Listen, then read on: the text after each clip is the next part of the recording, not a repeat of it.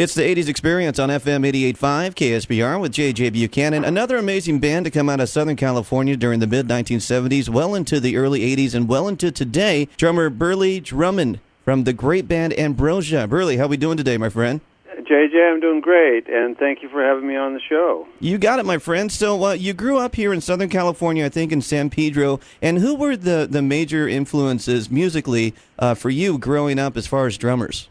Well, it's infinite in its scope. Everything from I ended up at UCLA and I got into African drumming, but Elvin Jones from the Coltrane Quartet, Ringo, Traffic, Ginger Baker, Mitch Mitchell, Art Blakey. It's just so vast. Right. Basically, every drummer I ever see, wipes me out. I'm just I'm a drum nut. How did you guys come up with the band name Ambrosia? I'm sure it had something to do with the different textures and shades and styles of your music as a band. Am I correct? Well, yeah. In the definition used to be it was the nectar of the Greek gods that kept them immortal, and so we thought, our music's going to be immortal. So Ambrosia, how appropriate. But actually, we had a band named Joe Porta of the band named the band Ambergris Might, and it turns out there was another band with that name. So he looked in the dictionary, and the very next word was Ambrosia, and so it was fate. It just had to be. Very cool. Now, Burley, tell me the story about when you guys went and saw King Crimson at the Whiskey A Go Go in 1969, and how that really changed the influences for the band's musical direction. Well, yeah, I'd say before that, the band was, was very, and it still is, harmony-driven, very Crosby, Stills and Nash, Beatles, Beach Boy, all the the harmony bands, and then it just so happened we stumbled into the Whiskey to see the King Crimson, and it just wiped us out. That's kind of where the progressive light came on in Ambrosia's mind, was seeing King Crimson for the first time and realizing, that musically it could be adventurous, and still we could keep our harmonies. It'd be nice to incorporate some interesting music underneath the harmony. All right, and I heard a story, Burley, that Herb Alpert let you guys record some demos at his famous A&M Records recording studio in Los Angeles. Is that correct? Yeah, well, we auditioned for Herb Alpert. Okay. They set up an audition for A&M, and we were not even out of college. We were about as green as you could be, and I think we were shaking so hard up there. I'm surprised anybody could get a note out. We were so nervous. I couldn't even hit my bass drum. Wow, my foot would not even work. And so anyway, but he was gracious enough, even though he didn't think we were right or ready for him or for that label. He let us go in the studio, and we did 3 songs. And one of the songs. Well, what happened was we didn't get signed to A&M, but later on those demos were used to get us a deal on 20th Century Fox.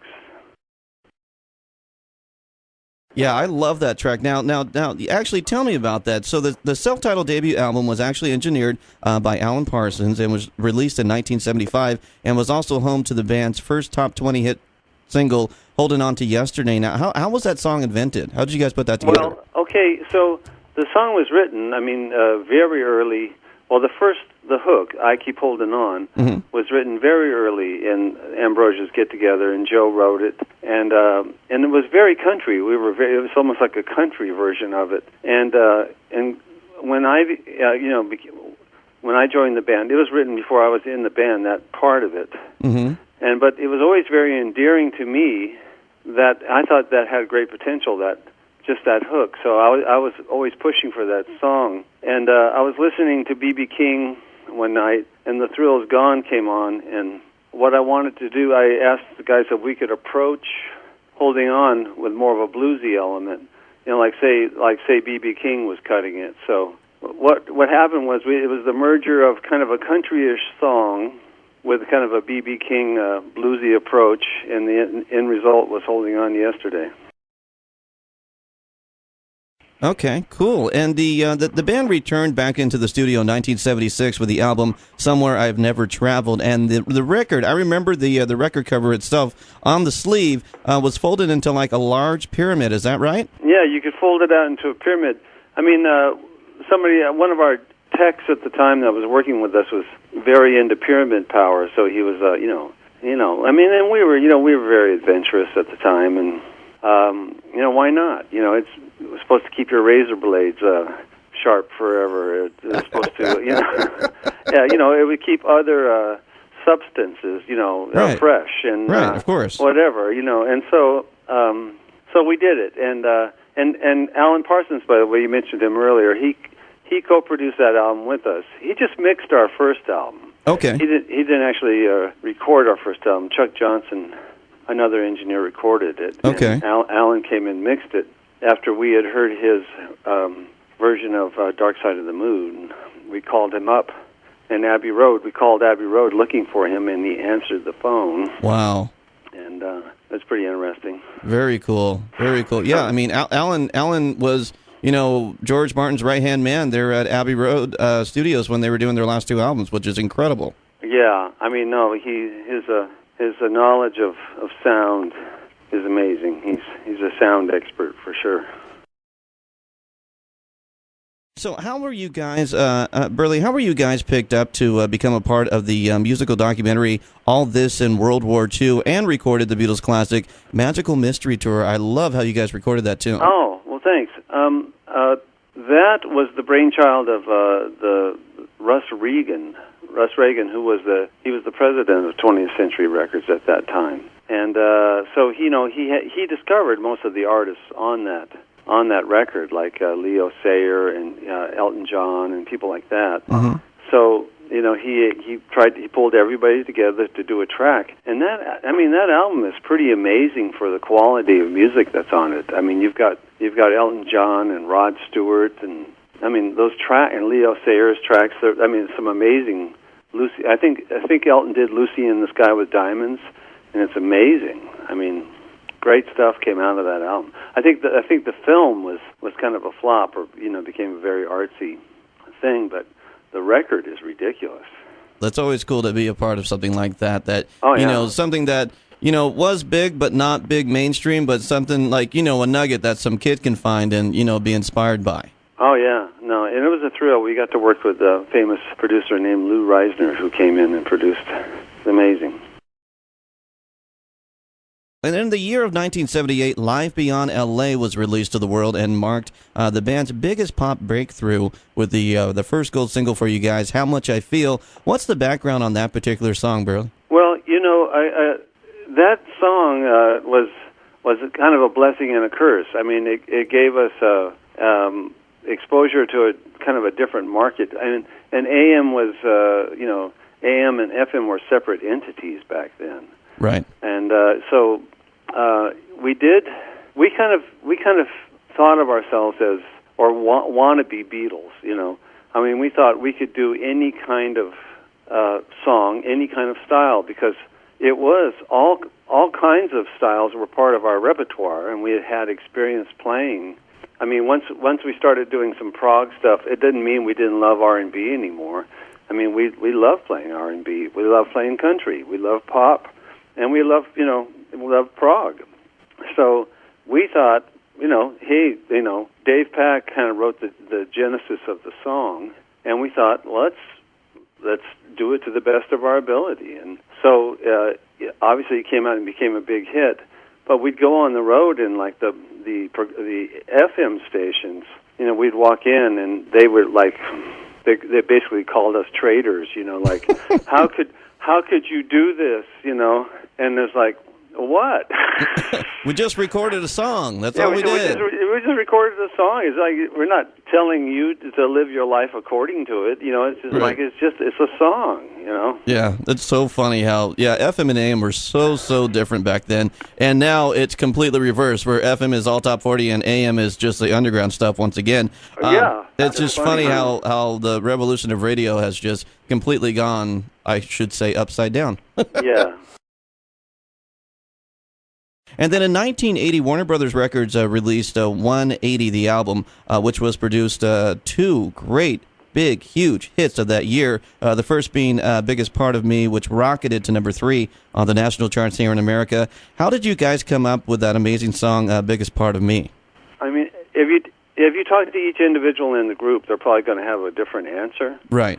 But we used to practice, or get together, 6 hours a day.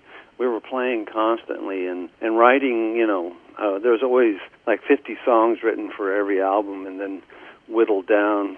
And I was very into that particular groove because I was studying with a teacher named Freddie Gruber. Mm-hmm. He was kind of a drum teacher legend. And he had me doing these kind of exercises or techniques, playing, and it was really appropriate for that kind of 16th note groove. Right.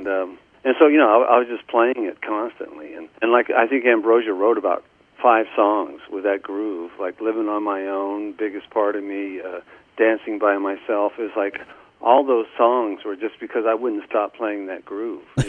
You like the groove. Hey, if you like a groove, you got to go with it. Oh, yeah, I was, So what happens was, we would just jam forever, and then people would take it home, and if they heard something caught their ear, they would try to write something to it. And so right. A lot of those songs, came out of, jams and things like that. And that Biggest Part of Me, Dave came in one day, and he had that cool keyboard progression, and that was the beginning of Biggest Part of Me. And I know, Burley, the second single off the 180 album was the tune You're the Only Woman, You and I. How was that song put together? Well, pretty much the same. I mean, they're all inspired by kind of group interplay, and then, somebody would come in with the lyric, and that would be the start of it. But, this is kind of a strange story, but when we were cutting our first album, and we were kind of asked by Russ Regan to go in the progressive direction. Mm-hmm. That's great. We were having a great time doing that. But at night, to support ourselves, we were playing a female gay bar. Really? Right down. It was right down the street from the studio, and that's how we survived. Wow. Because we didn't have any money, but we would just play 4 sets of R&B all night. Mm-hmm.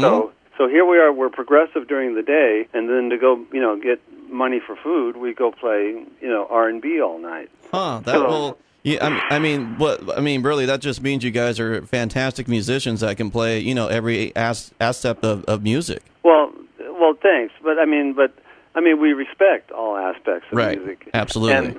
But so even though we were doing the progressive stuff, and we love the progressive stuff, and that probably is our favorite thing to play. Right.